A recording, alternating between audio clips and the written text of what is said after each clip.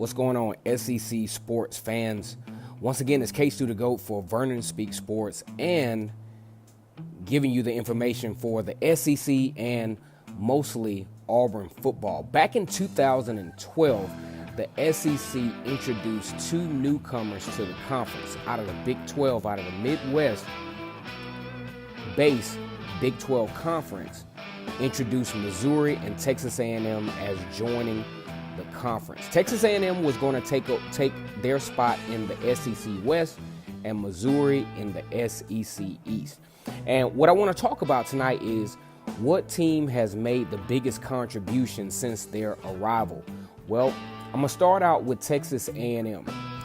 Texas A&M joined what is arguably one of the most competitive sub-conferences in all of college football, the SEC West, where they were joining forces with Auburn, LSU, Alabama, Ole Miss, Mississippi State, and Arkansas. Matter of fact, Arkansas was one of their rivals from back in the day in the Big 12, the SWC, and they joined forces with them again as Arkansas joined the conference back in 1992, along with South Carolina. I'll go out on a limb and say this: statistically and as far as accomplishment trophy-wise, Texas A&M has not achieved what Missouri has been able to achieve, but they have been highly competitive in the SEC conference, in the SEC West. In its inception, Texas A&M introduced us to Mr. Johnny Football, Johnny Manziel, probably arguably one of the most prolific quarterbacks in SEC history, as he won the Heisman Trophy in 2012. As a matter of fact, he came down to Auburn and he lit Auburn up. As a matter of fact, probably one of the worst losses that Auburn took, especially at home, beating Auburn 62-21 at home on his way to the Heisman Trophy. They did not win the SEC West that year. Alabama did. They actually did beat Alabama, though, which was a huge feat for them in the SEC. So when I look at Texas A&M, they have been very competitive. Under Kevin Sumlin, they were usually in the conversation late in October, early November, but for some reason they will start out very strong, but they will have like a strong losing streak towards the end of the season. But that's not to take away their contribution in the SEC West. And what I started to see is a trend of Texas A&M starting to recruit, especially within the interior defensive line, because I think they figured out in order to compete in the SEC, especially in the SEC West, you got to have a very, very strong defensive line. And they started to do this toward the end of Kevin Sumlin's tenure. And I think another thing that will solidify them as a solid team moving forward in the SEC West was the hiring of Jimbo Fisher. Now, if you don't know who Jimbo Fisher is, you've probably been sleeping under a rock. Jimbo Fisher was the offensive coordinator under Bobby Bowden at Florida State, and he led Florida State in 2013 to the national championship, ironically, over his current mate in the SEC, Auburn, as he won 34-31 in a last-second victory over Auburn back in 2013, and with Jameis Winston, who is another Heisman Trophy quarterback for Florida State.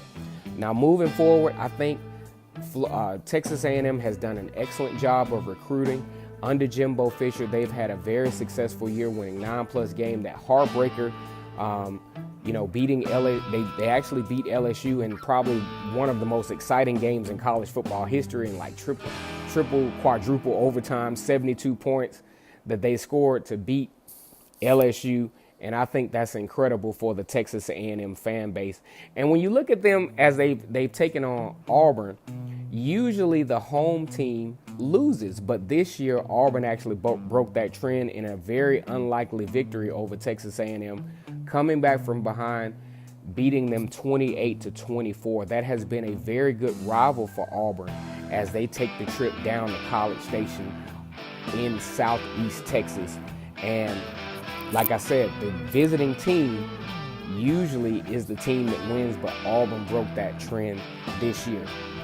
Texas A&M has been more than a good move as far as bringing them into the SEC conference. They've added some diversity, and they have a heck of a tradition. If you haven't been or you haven't seen things that are going on in College Station, the 12th man, they have incredible facilities and have been an excellent addition to the SEC. Now, looking at Missouri.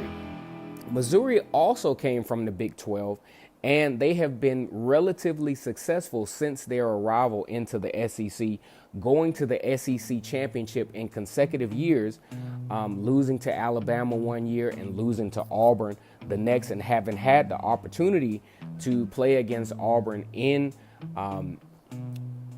Missouri. They weren't successful, but however, they have been highly competitive since they have been in the SEC, winning 8 to 9 games. They had a year where they only won 5, but I really think Missouri is a team that, has been very competitive. They have been, especially bringing some good basketball to the table as well. Missouri is poised to make some noise in the SEC East this year. They have Kelly Bryant, baby. Kelly Bryant is the former quarterback for Clemson who led them to the college football playoff. They weren't really all that successful. They lost to Alabama. Clemson lost to Alabama in the college football playoff.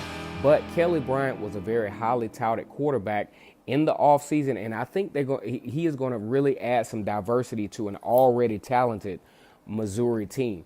So when I think about the success ratio of the two teams, I think both of these two teams are very equally opposite when you think about success since their inception into the SEC. While Missouri has been statistically successful, having been to the SEC championship twice and having very good winning seasons and competing very nicely against Georgia and Florida and teams of that nature, Texas A&M has produced a Heisman Trophy quarterback since they have been there, also competing very heavily against Alabama, LSU, and Auburn, who are some mainstays as far as elitism in the SEC West. So when I look at this, I think you really can't say that either team has been more successful than the next, because they both made huge accomplishments since joining the SEC. Now, there's been talks that Texas A&M has, Texas A&M and Texas, who were former rivals in the Big 12 and obviously state rivals in the state of Texas, they kind of want to play each other again. The only thing is, it's logistical, baby. I don't know how they're going to be able to pull that off, because Texas has a loaded schedule with the Big 12, and Texas A&M obviously with the SEC West has a loaded schedule in that regard. But it would be very nice for them to start that rivalry back for the state of Texas, because as it stands, the Texas Longhorns rival now is TCU. I mean, that's not it. You know what I'm saying? Like or Oklahoma. We were accustomed to seeing Texas play Texas A&M on a yearly basis, and I think that's something that should be in the works, but it's going to take some logistics and some things to fall into place for that to happen. As far as Missouri goes, I think they will continue their trend of being very, very competitive in the SEC East. Proximity-wise, when you really look at it, they're an incredible outlier mileage-wise, but they're really close, kind of, sort of, to Lexington and Kentucky. So it geographically almost makes sense, but not quite. But Texas A&M was geographically a perfect match for the SEC West, as their proximity-wise not too far away from their opponents in the SEC West. Matter of fact, I had the privilege of actually driving to Nacogdoches, Texas, which is really not too far away from Houston. And it's really not that far of a drive when you start talking about proximity, as far as, going from one team to the next, because you have LSU, which is not too far in Baton Rouge from Houston, which is basically where College Station is, not too far from Houston. And then you have, the University of Mississippi State. So proximity-wise, especially with most of the SEC schools having, being able to charter airplanes and all that other stuff, to where it geographically kind of sort of makes sense for Texas A&M. It's a stretch for Missouri, but at the same time, both of these teams have been incredible additions to the SEC. So I don't think either team has had, more success than the other. They've been very competitive.